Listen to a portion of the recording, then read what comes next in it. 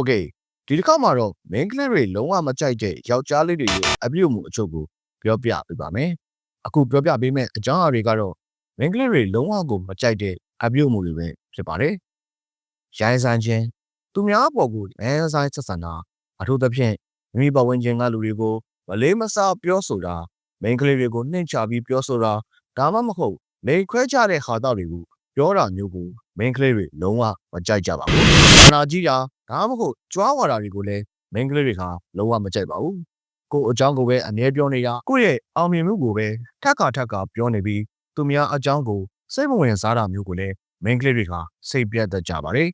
။လုံခြုံမှုမရှိခြင်းတို့မဟုတ်အားကိုးလုံးခြင်းစတဲ့အချက်တွေကိုလည်း main ကလေးတွေကလုံးဝမကြိုက်ကြပါဘူး။အရန်ကိုကတ်တွယ်နေတာအမြဲတမ်းအတီးပြုတ်ချက်လိုချင်နေတာဒါမှမဟုတ်မနာလိုဝင်တိုစိတ်များတာမျိုးကိုမနဲ့တတ်ကြပါဘူး။စကားပြောရင်ကိုကပဲဥဆောင်ပြောနေပြီးသူများပြောနေတာကိုစိတ်မဝင်စားတာမျိုးကလည်းဆက်ဆံရေးမှာအဆင်မပြေစေပါဘူး။မယိုသားခြင်းလှည့်စားခြင်းလိမ်ညာခြင်းစတာတွေကို main ကလေးတွေကလုံးဝကိုမကြိုက်ပါဘူး။ဂိမ်းစော်တာဒါမှမဟုတ်သူများကိုထိန်းချုပ်ဖို့ကြိုးစားတာမျိုးကလုံးဝကိုလက်ခံနိုင်စရာမရှိပါဘူး။တန်ရှင်းမှုမရှိခြင်းစတဲ့အချက်တွေကိုလည်း main ကလေးတွေလုံးဝမကြိုက်ပါဘူး။ကိုဗီဒီယိုစိုက်တာမျိုးကအရန်ကိုရွန်ရှာစေရကောင်းပါတယ်။ပြင်ခြင်းတော့မဟုတ်ရီမန်းချက်မရှိခြင်း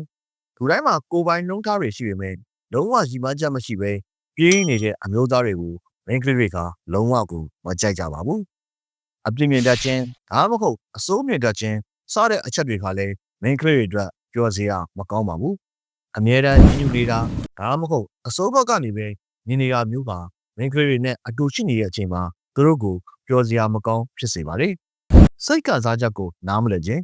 စိတ်ကစားချက်တွေကိုနားမလည်တာဒါမှမဟုတ်တင့်လျော်တဲ့တုံ့ပြန်မှုမပြနိုင်တာမျိုးပါဆက်ဆံရေးမှာအလန်းကွာနေပါလေ။ချိုးချဲခြင်းဒါမှမဟုတ်ပိုင်ဆိုင်လိုစိတ်ပြင်းပြခြင်းစတဲ့အချက်တွေကလည်း main ကလေးတွေအတွက်စိုးဝါတဲ့အပြုတ်မှုတစ်ခုဖြစ်စေပါတယ်။ဘာလို့ရမယ်ဘယ်သူများတွေ့ရမယ်ဆိုတာမျိုးကိုချုပ်ချယ်ဖို့စ조사တာဟာအရန်ကိုစိုးဝါတဲ့အပြုတ်မှုဖြစ်တဲ့အတွက် main ကလေးတွေလုံးဝမကြိုက်ကြပါဘူး။ဒါကတော့ရေဝတ်အားနဲ့ main ကလေးတွေမကြိုက်တတ်တဲ့ယောက်ျားလေးတွေရဲ့အပြုတ်မှုအကျိုးပဲဖြစ်ပါတယ်။တို့တဦးနဲ့တဦးရဲ့အကြိုက်ချင်းမတူနိုင်ဘူးဆိုတာကိုလည်းသတိပြုသင့်ပါတယ်။တစ်ဖက်သားရဲ့ခံစားချက်ကိုနားလည်ဖို့စ조사တာဟာပိုကောင်းတဲ့ဆက်ဆံရေးကိုတည်ဆောက်နိုင်မှာပဲဖြစ်ပါတယ်။အခုပြောပြပေးတဲ့အကြောင်းနဲ့ပတ်သက်ပြီးတင့်ရဲ့အတွေ့အကြုံကိုမျှဝေခြင်းရင် comment မှာပြောပြပေးပါဦး။